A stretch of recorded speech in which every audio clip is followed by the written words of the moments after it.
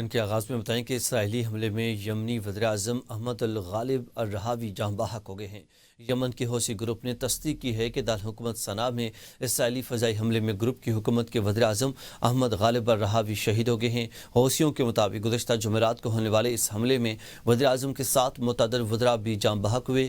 یہ حملہ اس وقت کیا گیا کہ جب رہنما ایک ورکشاپ میں شریک تھے۔ اسرائیلی فوج نے اپنے بیان میں کہا کہ اس کے طیاروں نے صنعا میں حوثی دہشت گرد حکومت کے فوجی ہدف کو نشانہ بنایا۔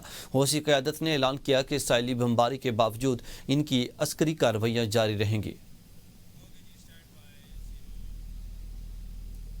امریکی صدر ڈونلڈ ٹرمپ نے بھارت کا دورہ منسوخ کر دیا۔ مودی اور ٹرمپ تعلقات میں کشیدگی بڑھ گئی ہے۔ امریکی صدر ڈونلڈ ٹرمپ نے سال کے آخر میں بھارت میں ہونے والے کوارڈ سمٹ میں شرکت کے لیے دورہ بھارت کا منصوبہ منسوخ کر دیا ہے۔ امریکی اخبار نیو یارک ٹائمز کے مطابق صدر ٹرمپ نے ابتدائی طور پر وزیراعظم نریندر مودی کو دورے کی یقین دہانی کرائی تھی۔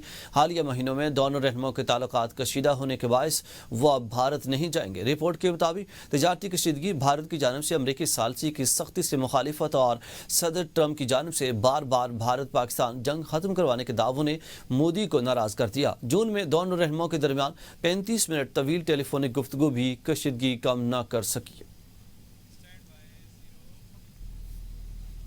وزیراعظم شہباز شریف کا چین کا سرکاری دورہ، تینجن ایئرپورٹ پہنچنے پر شاندار استقبال کیا گیا۔ نائب وزیراعظم، وزیر خارجہ اسحاق ڈار، وزیر اطلاعات عطا اللہ تارڑ اور دیگر بھی ہمراہ تھے۔ وزیراعظم شنگھائی تعاون تنظیم کے سربراہ اجلاس میں پاکستان کی نمائندگی کریں گے۔ وزیراعظم اجلاس سے خطاب بھی کریں گے، اجلاس جس میں وہ خطے میں امن اور ترقی کے فروغ کے لیے پاکستان کے موقف بھی پیش کریں گے۔ موسمیاتی تبدیلی اور بڑھتی ہوئی قدرتی آفات جیسے چیلنجز پر بھی روشنی ڈالیں گے۔ دورے کے دوران وزیراعظم شہباز شریف عالمی رہنماؤں سے ملاقاتیں کریں گے۔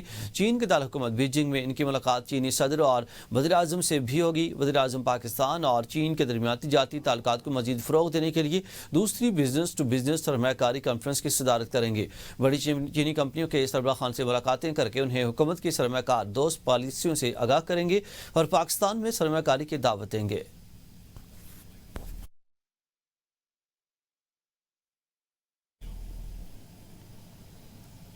ناظرین، پنجاب میں سیلاب کی تباہ کاریاں، ہزاروں بستیاں اجڑ چکے ہیں، لاکھوں افراد نقل مکانی پر مجبور ہیں۔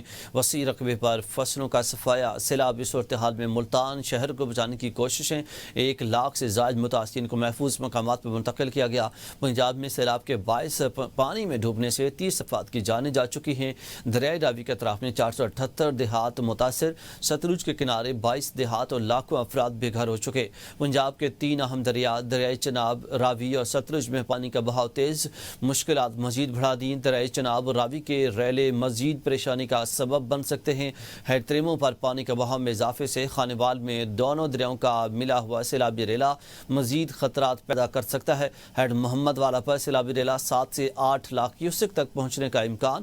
شیر شاہ برج کو بچانے کی بھرپور کوششیں بھی جاری، حفاظتی بندوں پر بارود نصب کر دیا گیا۔ سیلاب کے بڑھنے پر شگاف ڈال کر پانی کے سمت کو موڑا جا سکے۔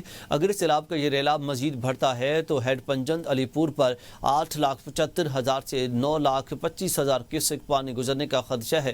6 ستمبر تک گڈو بیراج سندھ پہنچے گا۔ پنجند علی پور کے مقام پر 5 دریاؤں کے سنگم پر سیلاب کا بڑا خطرہ ہے۔ یہاں 9 لاکھ کیوسک سے زائد پانی آ سکتا ہے۔ خطرے کے پیش نظر قریبی بستیوں کو خالی کرنے کی تیاریاں تیز کر دی گئی ہیں۔ آگے بڑھیں اور آپ کو بتائیں کہ کوٹ محمد دریائے چناب کا تباہ کن سیلاب متاثرہ علاقوں میں تباہی کی داستانیں چھوڑ گیا، جبکہ متاثرین کے لیے لگائی گئی خیمہ بستی بارش کی نظر ہو گئی۔ شور کوٹ میں دریائے چناب کا سیلابی پانی باہو پل تک پہنچنا شروع ہو گیا ہے۔ تحصیل انتظامیہ نے باہو پل پر ریلیف کیمپ قائم کر دیا ہے۔ اب تک 41 دیہات خالی کرائے جا چکے ہیں اور دریائی علاقوں سے کئی ہزار خاندانوں کو محفوظ مقامات پر منتقل کیا گیا ہے۔ انتظامیہ کے مطابق 1 لاکھ تک آبادی متاثر ہونے کا خدشہ ہے، جبکہ اگلے 24 گھنٹے انتہائی اہم قرار دیے گئے ہیں کیونکہ سیلاب کا بڑا ریلا باہو پل پر پہنچنے والا ہے۔ ساہیوال میں اورنگ آباد کے مقام پر دریائے راوی کا بند ٹوٹ گیا۔ بند ٹوٹنے سے پانی اورنگ آباد اور موسیٰ پور میں داخل ہو گیا ہے، جس کے باعث فیصل آباد روڈ اور بہادر شاہ کی آبادی متاثر ہونے کا شدید خدشہ ہے۔ سینکڑوں ایکڑ پر کھڑی فصلیں بھی زیر آب آ چکی ہیں، جس سے زراعت کو بھی بڑا نقصان پہنچا ہے۔ علی پور دریا چناب میں شدید سیلابی صورتحال کا خدشہ ہے۔ بڑا ریلا 3 ستمبر کی رات 9 بجے کے درمیان ہیڈ پنجن پہنچنے کا امکان ہے۔ پی ڈی ایم اے کے مطابق ہیڈ پنجن زیادہ سے زیادہ 8,65,000 کیوسک پانی برداشت کر سکتا ہے، جبکہ اس وقت راوی، ستلج، بیاس اور چناب کا مشترکہ سیلابی ریلا 8,75,000 سے 9,25,000 کیوسک تک پہنچنے کا خدشہ ہے۔ ہیڈ پنجن کو بڑے نقصان سے بچانے کے لیے 2 بریچنگ پوائنٹس قائم کر دیے گئے ہیں تاکہ پانی کا دباؤ کم کیا جا سکے۔ ضلع انتظامیہ نے علی پور سمیت پورے ضلع میں 18 فلڈ ریلیف کیمپس قائم کر دیے ہیں۔ انتظامیہ کے مطابق 6 ستمبر کو سرکی کے مقام پر سندھ اور پانچوں دریاؤں کا بہت بڑا سیلابی ریلا تباہی مچا سکتا ہے، جس کے پیش نظر الرٹ جاری کر دیا گیا ہے۔ وزیر اعلیٰ پنجاب مریم نواز نے پی ڈی ایم میں اجلاس کی صدارت کرتے ہوئے کہا کہ بھارت کے پانی چھوڑنے کے بعد سیلابی صورتحال پیدا ہوئی ہے۔ دریاؤں کی حد سے زیادہ گنجائش کے باعث پانی بہہ گیا۔ بروقت اقدامات سے ہزاروں لاکھوں جانیں محفوظ رہیں۔ لوگوں کی زندگی اور روزگار مویشیوں پر بھی منحصر ہے، جسے محفوظ بنایا گیا۔ تقریباً 6 لاکھ افراد کو سیلابی علاقوں سے بروقت محفوظ مقامات پر منتقل کیا گیا۔ یہ پاکستان کی تاریخ کا سب سے بڑا منتقل اور بچاؤ آپریشن تھا۔ وزیر اعلیٰ پنجاب نے ہدایت کی کہ ریلیف ٹیم میں خود ضرورت مندوں تک پہنچی، بجائے اس کے کہ لوگ انتظار کریں۔ Commissioners, D C, assistant commissioners, تحصیلدار، پٹواری، پولیس اور دیگر فورسز منظم رہیں۔ تقریباً ہم نے جو لوگوں کو اس وقت پرسنز ایویکیویٹڈ اینڈ ٹرانسپورٹڈ وہ تقریباً 6 لاکھ کے قریب پنجاب کے وہ لوگ ہیں جو انانڈیٹڈ ایریا سے ہم نے ایویکیویٹ کیے ہیں۔ اور اگر میں یہ کہوں کہ پاکستان کی تاریخ کا یہ سب سے بڑا ایویکیویشن اور ریسکیو آپریشن تھا، تو یہ میرا خیال ہے کہ یہ ایگزیجریشن نہیں ہے، مبالغہ آرائی نہیں ہے۔ تو سختی سے یہ ہدایات کریں کہ وہاں پر اتنی زبردست ویجیلنس ہونی چاہیے کہ وہاں چوری نہ ہو۔ ایک تو لوگ اپنا گھر چھوڑ کے گئے ہیں، ویسے ڈسٹریس میں ہیں، اوپر سے اگر ان کے مال کی چوری شروع ہو گئی تو وہ کوئی امیر لوگ تو ہیں نہیں، غریب لوگ ہیں۔ ناظرین، پاکستان کے بڑے دریاؤں پر مرالا، خانکی، تریمو، منگلا، تربیلا، گدو، سکھر اور کوٹری سمیت کئی اہم ہیڈ ورکس اور بیراج قائم ہیں جو لاکھوں کیوسک پانی ریگولیٹ کرنے کی صلاحیت رکھتے ہیں۔ یہ آبی ڈھانچے زراعت، پانی کے ذخیرے اور سیلابی صورتحال پر قابو پانے میں اہم کردار ادا کرتے ہیں۔ دریا چناب پر مرالا، خانکی، قادرآباد، تریمو اور پنجن ہیڈ ورکس ہیں۔ ضلع سیالکوٹ میں واقع Marala head works 11 lakh cusec پانی کو ریگولیٹ کرنے کی صلاحیت رکھتا ہے۔ وزیر آباد میں موجود خانکی ہیڈ ورکس 11 لاکھ کیوسک پانی ریگولیٹ کرنے کی صلاحیت رکھتا ہے۔ منڈی بہاؤدین میں واقع قادرآباد ہیڈ ورکس 8,07,000 کیوسک پانی بآسانی گزار سکتا ہے۔ ضلع جھنگ کے تریمو ہیڈ ورکس کی گنجائش 6,45,000 کیوسک ہے۔ ضلع بہاولپور میں واقع پنجن ہیڈ ورکس 7 لاکھ کیوسک پانی کو ریگولیٹ کرنے کی صلاحیت رکھتا ہے۔ دریائے راوی پر جسٹر، شاہدرہ، خانکی اور سدھنائی ہیڈ ورکس ہیں۔ ضلع ناروال میں واقع جسٹر ہیڈ ورک سے 2,75,000 کیوسک پانی گزر سکتا ہے۔ لاہور کے علاقے شاہدرہ سے 2.5 لاکھ کیوسک اور ضلع قصور میں بلوکی ہیڈ ورک سے 3,80,000 کیوسک پانی بآسانی گزر سکتا ہے۔ ضلع خانیوال میں واقع سدھنائی ہیڈ ورک 1.5 لاکھ کیوسک پانی ریگولیٹ کرنے کی صلاحیت رکھتا ہے۔ دریائے ستلج پر ضلع اوکاڑا میں سلیمان کی اور ضلع بہاولپور میں اسلام ہیڈ ورکس موجود ہیں۔ سلیمان کی ہیڈ ورک سے 3,25,000 کیوسک بآسانی گزر سکتا ہے۔ Islam head work 3 lakh cusec پانی کو ریگولیٹ کرنے کی صلاحیت رکھتا ہے۔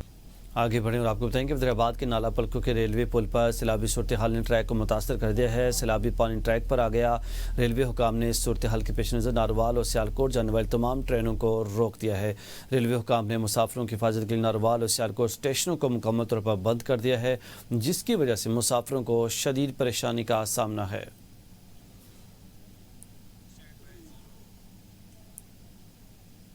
ناظرین، وفاقی وزیر برائے سمندر پار پاکستانی اور انسانی وسائل کی ترقی چودھری صالح حسین نے گجرات کے سیلاب متاثرہ دیہات کا تفصیلی دورہ کیا۔ چودھری صالح حسین نے سیلاب متاثرین سے گفتگو کرتے ہوئے کہا کہ نقصان کا مکمل تخمینہ لگایا جا رہا ہے اور کسی بھی سیلاب متاثرہ خاندان کو اس مشکل گھڑی میں تنہا نہیں چھوڑا جائے گا۔ چودھری صالح حسین نے کہا کہ وفاقی اور صوبائی حکومت سمیت وزارت سمندر پار پاکستانیز اور انسانی وسائل کی ترقی اور ورکرز ویلفیئر فنڈ سیلاب زدہ لوگوں کی مدد کے لیے بھرپور کردار ادا کر رہے ہیں۔ چودھری صالح نے کہا کہ اس طرح کے مشکل وقت میں ہمیں سیاست سے بالاتر ہو کر عوام کی خدمت کرنی چاہیے اور ہم خدمت کو ہی عبادت سمجھتے ہیں۔ انہوں نے کہا کہ ہمیں چھوٹے چھوٹے ڈیم بنانے کی ضرورت ہے اور اس طرح کی صورتحال سے بچنے کے لیے ہمیں بر وقت اقدامات کرنے کی ضرورت ہے۔ آگے بڑھیں آپ کو دیں گے وزیر اعلیٰ سندھ سید مراد علی شاہ کا سیلابی صورتحال کے باعث سے مقرر کیے گئے وزراء سے رابطہ دریا کے دائیں اور بائیں کناروں کے بندوں کی نہروں کے نظام کی کڑی نگرانی کی جائے۔ وزیر اعلیٰ سندھ سید مراد علی شاہ کو وزیر پاشی جام خان شورو نے دریائی صورتحال پر بریفنگ دی۔ بریفنگ میں بتایا گیا کہ گڈو بیراج کے مقام پر آج 12 بجے اپ سٹریم پانی کا بہاؤ اور ڈاؤن سٹریم پانی کا بہاؤ کیوسک رہے گا اور سکھر بیراج پر اپ سٹریم اور ڈاؤن سٹریم کیوسک کو برقرار رکھا جائے گا۔ کوٹری بیراج پر اپ سٹریم اور ڈاؤن سٹریم کیوسک ہے۔ وزیر اعلیٰ سندھ کو آگاہی فراہم کرتے ہوئے بتایا گیا کہ بیراجز کی صورتحال ابھی تک بہتر ہے اور تمام حفاظتی انتظامات کیے گئے ہیں۔ وزیر اعلیٰ سندھ کا کہنا تھا کہ منگل اور بدھ کی رات دریائے سندھ میں سیلاب آنے کا خدشہ ہے۔ سید مراد علی شاہ نے ہدایت جاری کرتے ہوئے کہا کہ تمام متعلقہ محکمے اور انتظامیہ فیلڈ میں متحرک رہیں، صوبائی وزراء تمام اقدامات کو سپروائز کرتے رہیں۔ وزیر اعلیٰ سندھ کو وزراء نے یقین دہانی کراتے ہوئے بیراجز اور بندوں کی مسلسل نگرانی کر رہے ہیں۔ ناظرین، chairman capital development authority C D A اور چیف کمشنر اسلام آباد محمد علی رنداوا کی زیر صدارت C D A headquarters میں ایک اجلاس منعقد ہوا۔ اجلاس میں دارالحکومت اسلام آباد میں تفریحی اور سیاحت سے متعلق مختلف اقدامات اور منصوبوں کی پیش رفت کا تفصیلی جائزہ لیا گیا۔ چیئرمین سی ڈی اے اور چیف کمشنر اسلام آباد محمد علی رنداوا نے کہا کہ وزیر اعظم پاکستان اور وفاقی وزیر داخلہ کے ویژن کے مطابق سی ڈی اے اسلام آباد کی ترقی اور خوبصورتی کے لیے انتہائی پرعزم ہے۔ انہوں نے کہا کہ تمام منصوبے نہ صرف شہر کی خوبصورتی میں اضافہ کریں گے بلکہ شہر کو ایک بہترین تفریحی اور سیاحتی مرکز کے طور پر متعارف کرائے گئے۔ انہوں نے کہا کہ ان منصوبوں کے تمام ترقیاتی کاموں میں شفافیت، معیار اور بروقت تکمیل کو ہر حال میں یقینی بنایا جائے۔ چیئرمین سی ڈی اے نے کہا کہ ہم سب کی ذمہ داری ہے کہ اسلام آباد کو دنیا کا خوبصورت ترین اور ماحول دوست اور جدید ترین دارالحکومت بنائیں۔ مزید اپڈیٹس کے لیے دیکھتے رہیے ABN نیوز۔